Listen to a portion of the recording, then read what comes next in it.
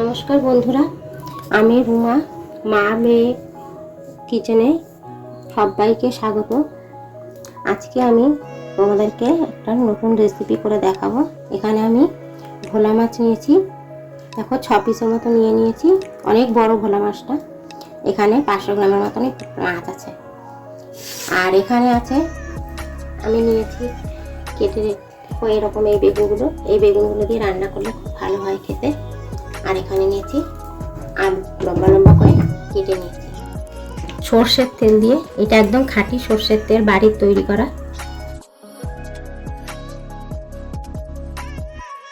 দিয়ে দিচ্ছি সামান্য একটু লবণ, যাতে তেলটা না ছিটে যায় আর মাছটাও কড়াতে না লেগে যায়। সেই জন্য আমি মাছটাকে লেবুর রস দিয়ে ভালো করে আগে ধুয়ে নিয়েছিলাম, যাতে মাছের আঁশটা গন্ধটা না থাকে। লেবু আর সামান্য একটু লবণ মেখে নিয়েছিলাম। আর মাছের একটা আঁশটে গন্ধ থাকে, সেই গন্ধটা যাতে চলে যায়। ভালো করে ধুয়ে নিয়েছি। এবার আমি এর মধ্যে দিয়ে দিচ্ছি পরিমাণ মতো হলুদ,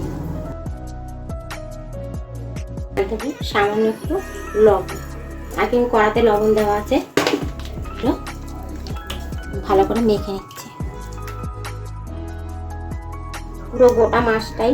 এখানে মাথাটা আমি দিইনি, শুধু মাছটাই নিয়ে নিয়েছিলাম। মাছটা ছিল 600 গ্রাম, মাথাটাকে বাদ দিয়ে দিয়েছি।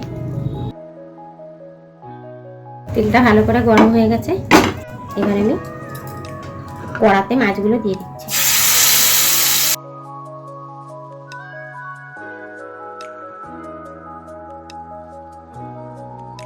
ভোলা মাছ পোস্ত কিংবা সর্ষে বাটা দিয়েই খাই, তবে আজকে আমি একটু অন্যরকম করে বানাবো। এখানে একটা টমেটো আর পেঁয়াজ আর 2টো কাঁচা লঙ্কা আমি ভেজে নিয়েছি, আর সামান্য একটু আদা, আর কিছুই না। এবার এর মধ্যে আমি কিছু মশলা মেশাবো। আমি ওই জিরেটা ঘরেই তৈরি করেছি, জিরে গুঁড়ো। জিরে ভালো করে ধুয়ে রোদে শুকিয়ে তারপরে আমি জিরেটা মিক্সিতে গুঁড়ো করে নিই। 1 চামচ আগে দিয়ে দিলাম, আর 1 চামচে দিয়ে দিচ্ছি। এর মধ্যে একটু সর্ষের তেল দেবো, পরিমাণ মতো হলুদ দেবো, চামচ কালো জিরে আর রাঁধুনি একসঙ্গে বেটে নিয়েছিলাম, সেই মশলাটাও দিয়ে দিচ্ছি। 1 চামচই দিচ্ছি। আর দিয়ে দিচ্ছি কাশ্মীরি লঙ্কার গুঁড়ো। আর কিছুই দেবো না, এবার মশলাটা ভালো করে মিশিয়ে নেব। একটু 2 চামচের মতো জল মিশিয়ে নেব। ভালো করে মশলাটা মেখে নেব। এইভাবে রান্না করলে রান্নার স্বাদটা অনেক বেড়ে যায়। তোমরা এভাবে একবার রান্না করে খেয়ে দেখো। অল্প একটু কালো জিরে নিয়ে নিয়েছি। এই কালো জিরেটা হাতে ডলে আমি এই তেলের মধ্যে দিয়ে দিচ্ছি। এবার আগে থেকে কেটে রাখা বেগুনগুলো দিয়ে দিচ্ছি।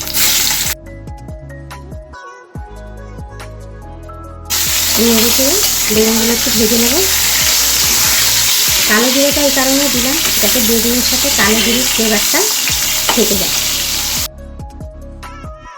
এইভাবে একবার করে খেয়ে দেখো বন্ধুরা, খেতে কতটা ভালো লাগে। এইভাবে তোমরা বাড়িতে একবার বানিয়ে দেখো।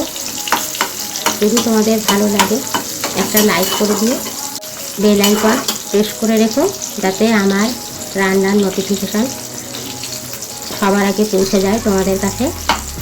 আর সাবস্ক্রাইব করো, আমার পাশে থেকো, বন্ধুদের সাথে শেয়ার করে দিও। সবসময় আমাকে সাপোর্ট করো, যাতে আমি আগামী দিনগুলো এগিয়ে যেতে পারি আর তোমাদের ভালো ভালো রেসিপি তোমাদের সঙ্গে শেয়ার করতে পারি। এরা কাঁচা লঙ্কাটাও দিয়ে দিচ্ছি।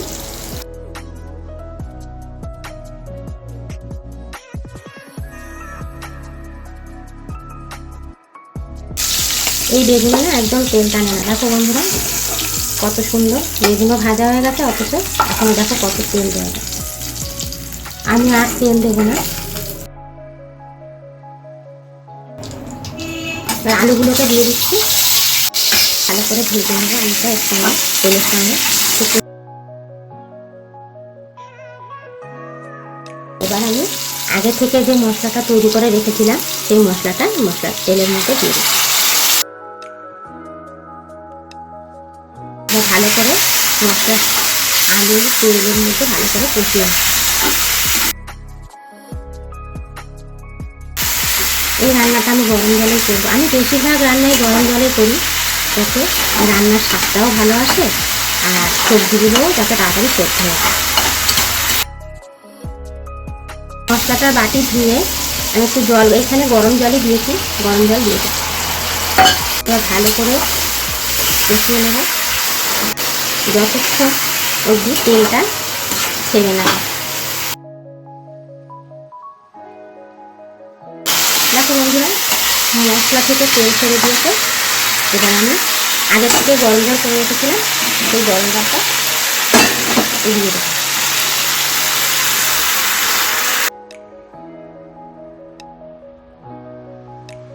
আর একটু জল দেব, আমি আরো অল্প একটু জল দিয়ে দিচ্ছি। এবার আমি ঝোলটা ফুটে আসা অবধি অপেক্ষা করব। আমি 5-7 মিনিটের জন্য ঢেকে দিচ্ছি। 5-7 মিনিট পরে তারপরে দেখাচ্ছি। আমি 5 মিনিট পরে ফিরে এলাম। দেখো বন্ধুরা, ঝোলটাও টেনে গেছে, ভালোভাবে ফুটে গেছে, আলুও খুব সুন্দরভাবে সেদ্ধ হয়ে গেছে। আগে থেকে ভেজে রেখেছিলাম যে বেগুন, কালো জিরে আর কাঁচা লঙ্কা দিয়ে, সেটা এবার ঝোলের মধ্যে দিয়ে দিচ্ছি।